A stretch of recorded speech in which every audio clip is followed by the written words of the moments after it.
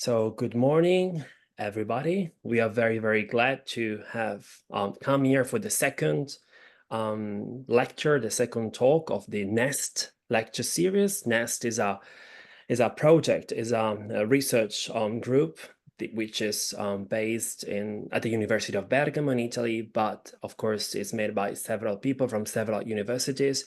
You can take a look at our website if you're interested. It's www.nestresearchnetwork.org. And I would like to leave the floor to two people. First, Nicolai SKIVEREN, who will introduce the speaker of today, Wojciech MAŁECKI. So I don't want to say anything or spoil anything. So Nicolai, the floor is yours to introduce our guest today. Yeah, thank you so much, Stefano. Good afternoon to all of you. It's my great pleasure to introduce today's speaker today, here Professor Wojciech MAŁECKI from University of Wroclaw in Poland. Professor MAŁECKI has built an impressive career exploring how literature and media influence the way we think and feel about the world around us, and in particular in relation to things like the environment, but also with regards to our relationship with non-human animals. And for me personally, one of the things that stands out about Professor MAޅECKI is his commitment to develop new ways of investigating the power of stories and to understand what sort of actually happens when we experience these kinds of stories. His book, Human Minds and Animal Stories, bears testimony to this research trajectory, as does his recently released volume on empirical ego-criticism, which he co-edited with Professor Alexa Weik von Mosner, Professor Matthew Schneider-Meyerson, and Professor Frank Hegmulder. Now, the first time I met Wojciech was at a workshop in Utrecht a few years back, and I distinctly remember him telling me that he would sometimes feel like he was a social scientist that had become trapped in the body of a humanities researcher. And I think this image encapsulates quite well the sort of interdisciplinary crossroads that Professor MAޅECKI's work is situated in. His ability to combine in often very fruitful ways the methods of social sciences on the one hand, with the theoretical and often philosophical questions of contemporary environmental humanities scholarship on the other, has for me been a personal inspiration. And indeed, I can say without any sort of embellishment that it was in fact the work of Professor MAĽECKI, along with those of his colleagues, that initially gave me the courage to also try to venture into this exciting and also sometimes a little bit frightening terrain where the humanities and the social sciences can cross paths. Now, as I mentioned before, Professor MAĽECKI comes from the University of Wroclaw, where he's professor of literary theory, but his influence also extends far beyond Poland. His work has been published in journals such as ISLE, Poetics, PLOS ONE, and the Journal of Eco-Criticism. And he has also made waves in the mainstream media with features in New York Times, Newsweek, and Psychology Today. Not to mention having his work translated into Chinese and Swedish and beyond. And on a personal note, I can also reveal that in my current place of residence here in Aotearoa, New Zealand, his work is also well known, especially as it relates to his work on attitudes toward non-human animals. And so today we have quite a golden opportunity, I would say, to hear from him directly and to gain insights from someone who truly understands the impact that literature and media can have on society. So without me talking much more, without further ado, please join me in welcoming Professor Wojciech MAĽECKI. Thank you, Nicolai, for this generous introduction. I hope I can live up to the image you painted. It's going to be very difficult. I should also say that the volume that Nicolai mentioned features a chapter by Nicolai, which is an excellent work on environmental documentaries, and it's for me one of the finest example of qualitative empirical research that I cannot do, really. This is a fascinating chapter, one of my favorite in that book. So it's a great pleasure to have you introduce me here. And I would also like to thank everybody at the N.E.S.T network for inviting me. Thank you, Stefano, for making this happen. Also, thank you all for attending my talk. I can imagine that there are far more exciting things to do on an August afternoon than listening to a methodological talk. So that's I love you. Thank you so much. It's really heartwarming. Thank you very much. And I must say I'm really happy to be here. Not only because I have had the good fortune to collaborate with some of the people who are involved in the network, but also because I think it's a wonderful and much needed initiative. There are tons of people who are interested in how narratives might contribute to ecological transitions of our societies, and thus far, I think, to my best knowledge, there has been no platform that could bring those people together or offer resources to the extent that N.E.S.T does and aims to do. So it's a wonderful initiative. Congratulations, everyone involved. I'm really happy to be here again.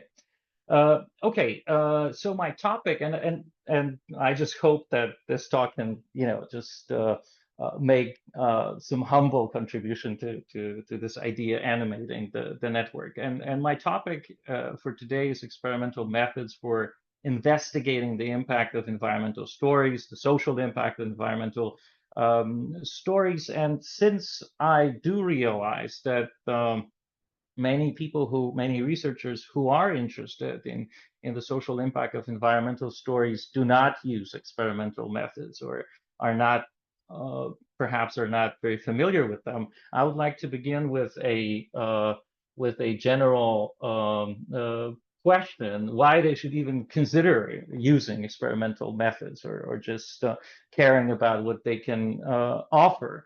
And the short answer to this is that the social impact of environmental stories is a complex causal relationship whose outcomes are highly context sensitive and often difficult to discern in everyday experience. And B, that experimental methods are perhaps the most reliable known methods of confirming such relationships.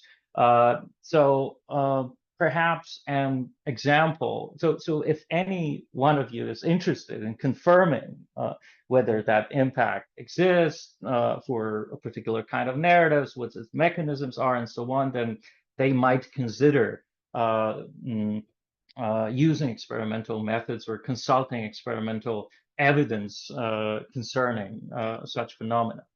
And an example perhaps can make that clearer. So consider that there are numerous scholars, activists, and writers, including such greats as Leo Tolstoy and others, have postulated that narratives can improve attitudes toward non-human animals. And we've all heard such claims being made, hypotheses being put forward. And typically, such hypotheses are supported with speculative, anecdotal, and historical evidence. So when you read this kind of literature, see those claims or hypotheses, this is typically the evidence, the kind of evidence on offer. By speculative, I mean deriving theoretically support for the hypotheses that animal narratives can make people more concerned about animal welfare from some general theoretical intuitions, for example, about how narratives work, about how human psychology works, or deriving such evidence theoretically, speculatively, from empirical evidence that concerns not animal narratives specifically, but some related phenomenon. So, for example, there's empirical evidence that concerns the impact of narratives on attitudes toward human outgroups, for example, minorities, and somebody might want to use that evidence to derive speculatively evidence for hypotheses concerning the impact of animal narratives. By anecdotal evidence, I mean conventionally evidence that derives from personal experience. So I don't know, you might have observed that after you have read a particular animal story, you became more concerned about what's going on in slaughterhouses and so on, or you may know people who for whom such stories work in the same way and so on. And when it comes to historical evidence, this is pretty self-explanatory. And there are actually pretty good historical examples, quite a bunch of historical examples that actually provide support for the hypotheses that animal narratives may make people more concerned about animal welfare. This is my favorite example. I always mention that it's Anna Sewell's novel Black Beauty, and according to historians, after the book was published shortly after it was published in 1877, it stimulated a wave of concern about equine welfare that spread across Great Britain and actually led eventually to the delegalizing of some of the cruel practices toward horses that were described in the novel. So we have historical evidence here. Now, the problem here is that beliefs about social impact, including the social impact of narratives, often turn out to be wrong when submitted to empirical scrutiny, or may turn out to be wrong even if they have been bolstered by historical, speculative, anecdotal evidence. And if you think about it, it's easy to see that because, for example, historical examples may be valid for a given historical context. These effects might not translate to the present moment, to other historical circumstances, so you cannot rely on that kind of evidence. When it comes to anecdotal evidence, let's say you and your friends for whom animal stories, have had a great impact on their attitudes might be quite specific in some of their psychological traits. So these kind of personal observations cannot be generalized to the general population of your country or to people in general. So that is not that evidence will not be sufficient here. And when it comes to speculative evidence, there are actually tons of examples when our speculations on a given empirical outcome turn out to be wrong, even if they have been derived from plausible, intuitive premises. And here's a great book that is full of such examples, and I basically recommend also that book for anyone interested in social psychology in general. So you have 50 Great Myths of Popular Psychology that have been basically busted by thanks to empirical evidence. So it is clear then that you need a different kind of evidence. So you would need to have evidence that comes from the present moment, has been gathered now, does not come from is not of historical nature. You would need to have evidence that comes from a larger number of people than, let's say, you and your friends, and from a group that is not highly specific or cannot be suspected of being highly specific. For example, you might conduct a survey, let's say with a representative sample of people from your country, and you might, in that survey, you might ask the participants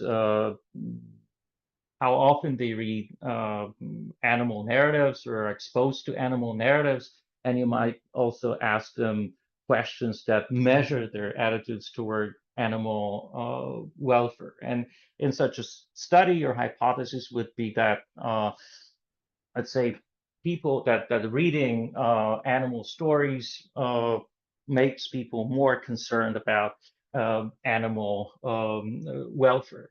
And then what if such a survey of the representative sample shows that people who do read animal studies more often also have more concerned attitudes toward animals. Let's assume this is our hypothetical result.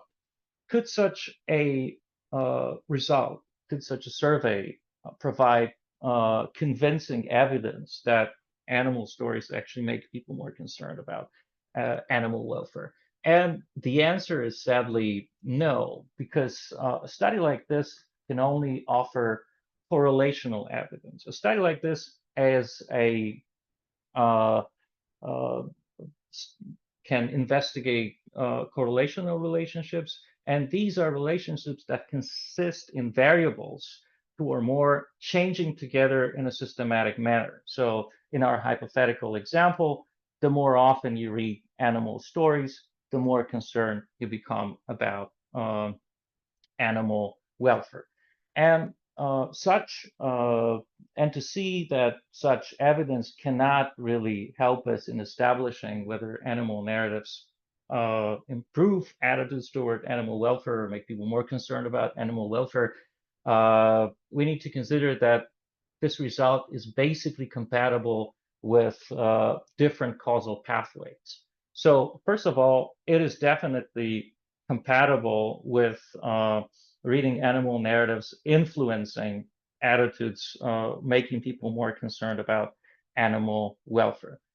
It is compatible. Perhaps our result, it is possible that our result is due to this causal relationship, but our result might just as well be due to attitudes influencing people's reading habits. So people who are more concerned, so people's attitudes toward animal welfare, more concerned attitudes, can make people more likely, more interested in reading animal stories. So that might be, so things might be the other way around. And there might also be a third factor that we have not considered. For example, a given personality trait that makes you more likely to both read animal stories and be concerned about animal welfare. So a study like this, even though it involves a representative sample, even if though it's not of historical nature, would not be able to help us confirm our hypotheses about the impact of animal stories. The solution would be evidence from controlled randomized experiments. I mean, insofar as the current state of knowledge and scientific methods are concerned, this is the answer. This is the best available solution. And in order to explain why that will be the best solution that we can think of now, let me refer to the paradigmatic form of experimental controlled experiments. That is randomized controlled trials of drugs. So here's an example of a hypothetical study on the impact of vitamin C on the flu. Let's assume whether we can that our hypothesis is that vitamin C can cure people from the flu. And so your population of interest here are people who are currently suffering from the flu. Of course, you cannot conduct a study with all of them. There are too many of them. This is practically impossible. So you draw a sample from that population. It is not relevant now to discuss how big the sample should be. I can talk about it during Q&A. There are methods of establishing the size of your sample given the goals of your study. We can talk about that later. But you have your sample, and then you randomly assign your participants to two groups. There's an intervention group, which sometimes is sometimes also called an experimental group, and there is also the control group or the placebo group. People in the intervention group are given vitamin C. People in the placebo group or the control group are not given a vitamin C, but they're given a placebo. As to why they have to be given a placebo, that why they cannot not be given anything. This we may also talk about it during Q&A. This is not so important here. What is the most important here is randomization. You assign people to these two groups randomly in order to eliminate or sufficiently minimize the possibility that the two groups will differ on a trait that might influence the result of your study.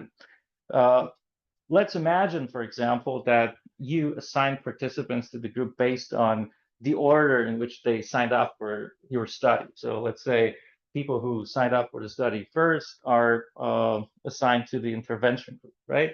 And in such a case, imagine that your result is that people in their intervention group, that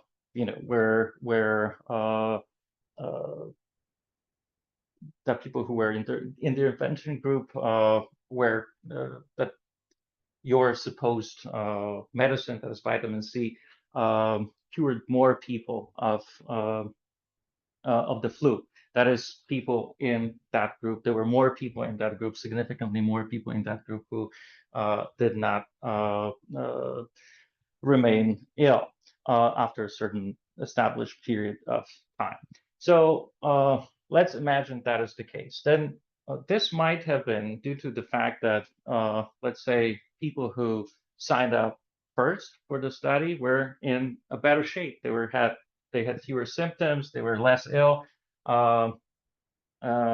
because when you were less ill, I mean, of all the people who learned about the possibility to part in the study, those who were less ill showed more initiative. They were more energetic. They could do that earlier than those who were more ill. That's just let's say I'm freestyling, but that's a possibility. In that case, this could be a confounder, so you wouldn't be able to know whether your result is due to vitamin C or the makeup of the group or who the participants are in the groups.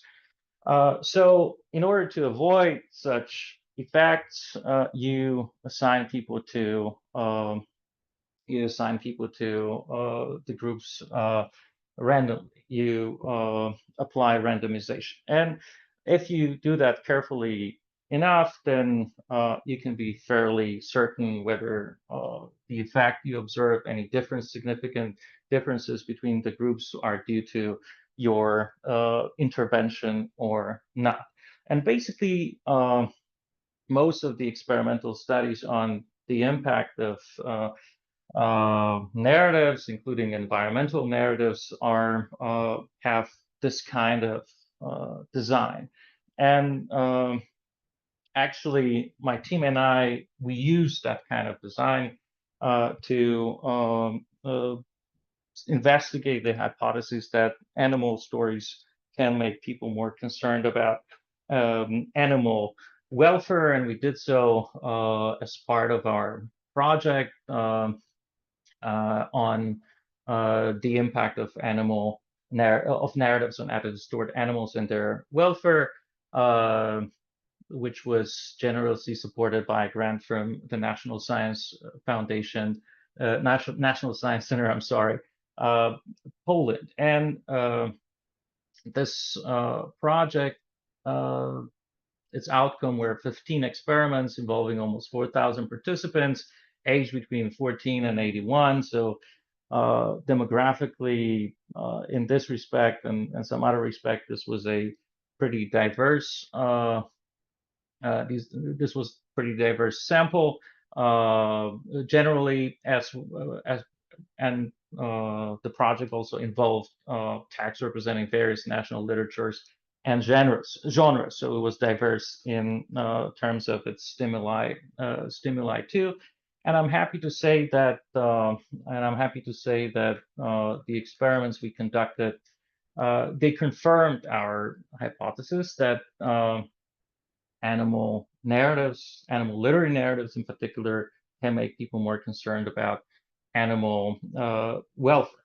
And I do realize that confirming a hypothesis that practically everybody thought was true all along is hardly exciting. So I wanted to add that as part of our project, we also investigated hypotheses that were less obvious. For example, whether non-fictional or fictional narratives might be more effective in influencing attitudes toward animals, and we also studied various mechanisms of this kind of impact, including narrative, empathic concern, and so on. And if you want to know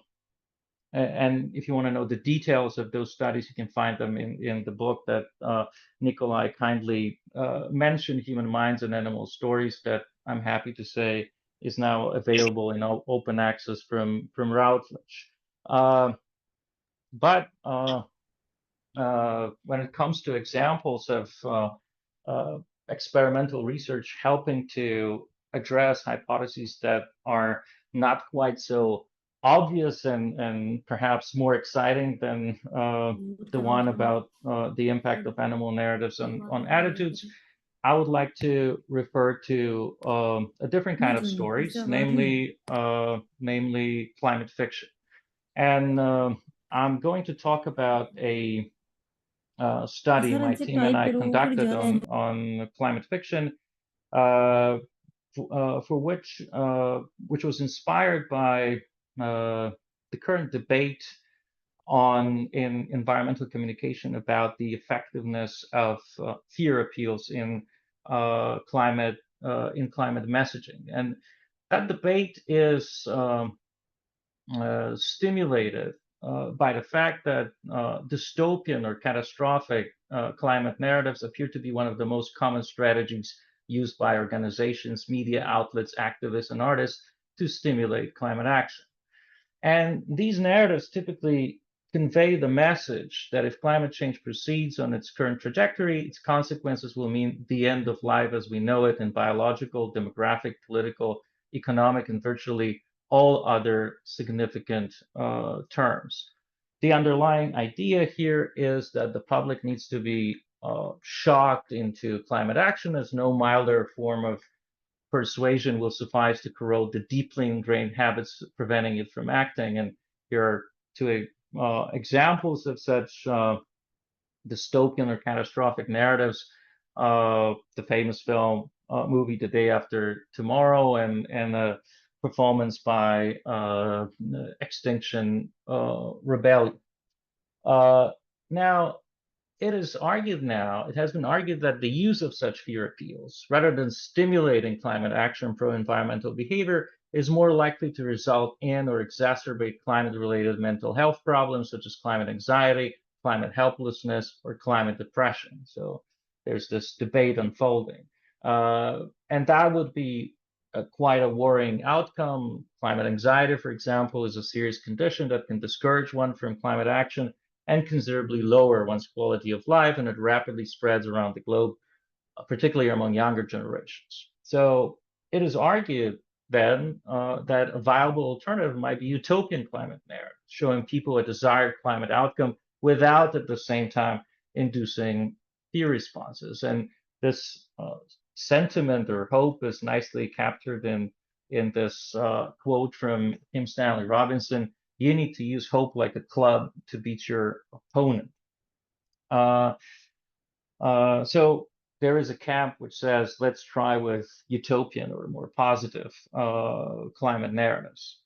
But research on the so-called extended parallel process model in climate communication suggests that an even more optimal means of climate communication would be combining utopian and dystopian themes in what are sometimes called ambitopian messages or stories. And this is because, as implied by EPPM, or the extended parallel process model, climate activity is activated by a combination of both hope and fear. I do not have the time now to delve into the details of the model, but I'm happy again to talk about it during Q&A. I even have a slide prepared on that one. Together with my team, we wanted to contribute to that debate by investigating the impact of dystopian, utopian, and ambytopian narratives on climate action intentions. And and we conducted a study that I wanted to establish that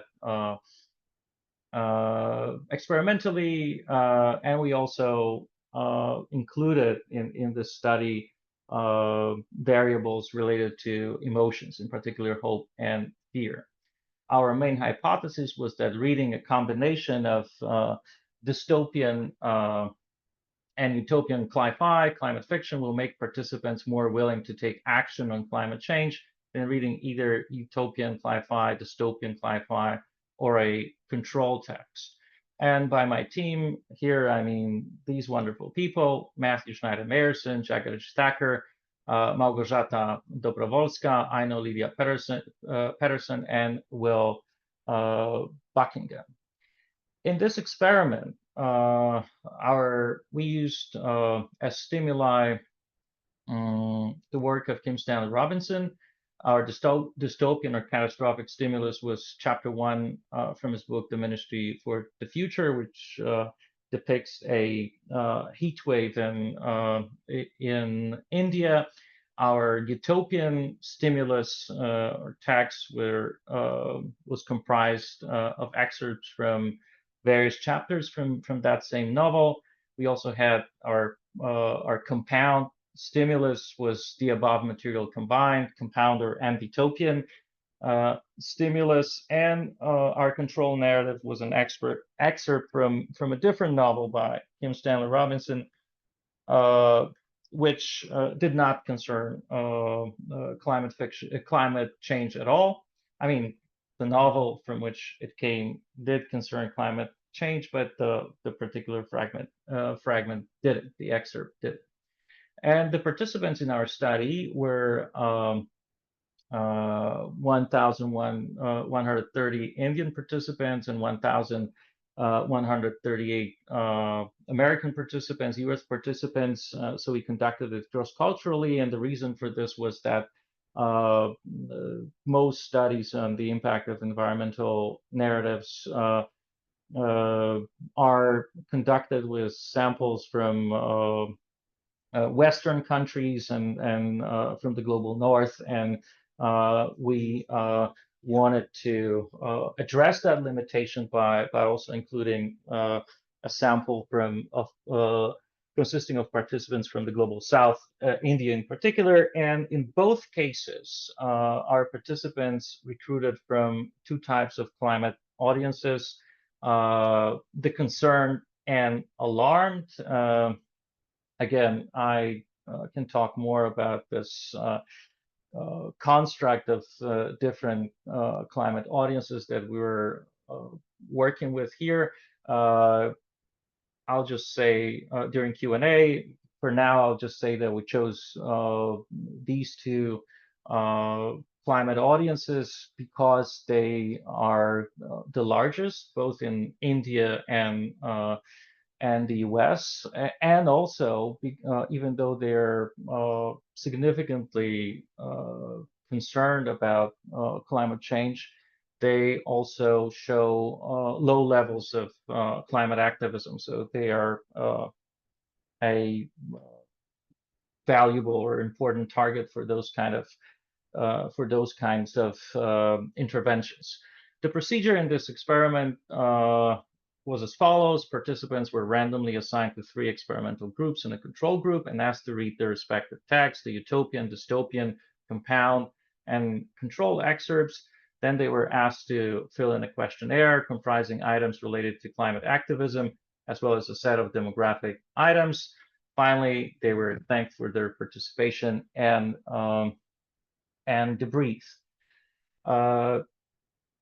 So that was our procedure. And when it comes to our results, contrary to our hypotheses, participants reading the compound text, that was our hypothesis that stemmed from the extended parallel processes model, Participants reading the compound text did not report more willingness to take action on climate change than those reading either utopian sci-fi, dystopian sci-fi, or a control text. So again, the model would suggest that the most persuasive kinds of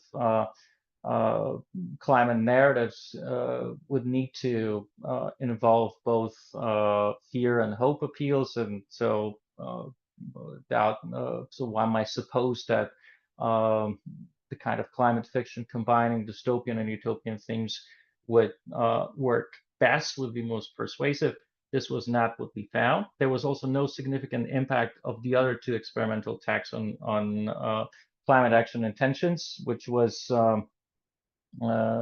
which, as you can guess, was kind of disappointing. So also because the texts we used came from a very well-known climate fiction, the experimental text, very well-known climate fiction novel, which is said to be very persuasive, which is widely discussed, and so on. However, the compound text, that is the ambitopian text, did make people more willing to take action on climate compared to the control, when the mediating role of hope and fear was taken into account. In other words, those who read the compound text were slightly higher in their intention to act on climate as a result of the text manipulation on the mediators, hope and fear, and subsequently willingness to take climate action. Or to put it in still other terms, the text worked, was more persuasive than the control text for those participants who were particularly influenced by that text when it comes to hope and fear. That effect was, in other words, mediated by hope and fear. So as you can see, I wanted to talk about the study as an example of how experimental research can contribute to investigating a hypothesis that is far from obvious, and in this way contribute to an important to a debate that is important in both practical and theoretical terms. After all, it would be good to know whether what kinds of emotions, or what kinds of whether utopian or dystopian, or a combination of both these stories work best, especially given that some of these types of narratives might have some side effects that we might not want. I mean here in particular the potential impact of dystopian or catastrophic narratives on various mental health outcomes, such as climate anxiety. And as you could see, this kind of experimental research can contribute to that debate. Thus far, but I also need to say that even though thus far I've been talking about how experimental research can be useful for investigating the impact of environmental narratives, I should also mention here that it has its limitations. It's not perfect. Some of these limitations are inherent to the method, and to talk a little bit about this, I would like to say a few words about the limitations of the particular study that I discussed. So first of all, our study was limited when it comes to its sample. So in particular, we had two specific types of climate audiences: the concerned and the alarmed. Perhaps if we conducted the study with participants from other types of climate audiences, the result might have been different. Unfortunately, we could not have done so, because that would be such a study would be simply too expensive for us to conduct. We would need a far greater number of participants. This was not possible for us at the time. Also, our study was limited in its choice of text. When people talk about the impact of climate fiction climate action intentions or climate concern or the social impact of climate fiction. In general, they typically mean the impact of novels or short stories, and what we used were excerpts from a novel. This was, again, due to practical and logistic considerations. It's simply very difficult to conduct a study where participants read a whole novel, and it was very difficult for us to find a short story an actual short story that would fit our design. So we had to use excerpts, that is text that were let's say constructed by us from an already existing material that were not so they were not written as autonomous text with the intention of creating an autonomous text. That might have been important for our result. Perhaps if the participant read an actual short story, such a text would be more persuasive. And also, there were some limitations related to our procedure. So we measured the immediate impact of our tags, and we measured the impact of a single exposure to a climate fiction text. And when people talk again about the social impact of climate fiction, they are interested in long-term effects, not just immediate effects, which might be fleeting. And they typically think also about people regularly reading climate fiction, not just reading one novel and expecting, or one short text and expecting them to change when it comes to climate action. This is, again, conducting such a study that concerns long-term effects, and that studies repeated exposure is again very difficult to conduct logistically. There are also some conceptual and methodological problems related to measuring accumulated effects. And that's why we focused on this particular kind of impact here. But I'm happy to say that we are planning to address those limitations in our grant project, Climate Fiction as Environmental Communication, again, funded by the National Science Center Poland, and we have funding for more than a dozen experiments with thousands of people. And again, as I said, we're through these experiments, we're planning to address some of the limitations of the study I described. And again, I must say that this is how experimental research, how progress in experimental research typically proceeds. It's difficult to, or impossible to conduct studies with, usually it's very difficult or impossible to conduct for one research team to conduct a study with samples from more than one experimental study with samples from more than one country. So this is a significant limitations, but very often, if the topic of a study is interesting, teams from other countries try to replicate the results of such a study with participants from their own country. And I'm happy to say that some of our studies on animal narratives, at least some of those results have been replicated by other teams working with participants from other countries than Poland, from which our participants came. This is one example. A study published 2 years ago in Poetics replicated some of our results with participants from the UK, and a more recent study did that with participants from Germany. In other words, it's the limitations of particular experimental studies are addressed by the whole community of experimental researchers who then try to replicate the results in question.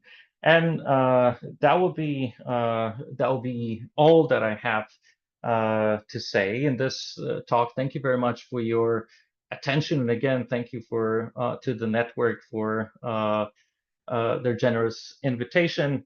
Thanks a lot.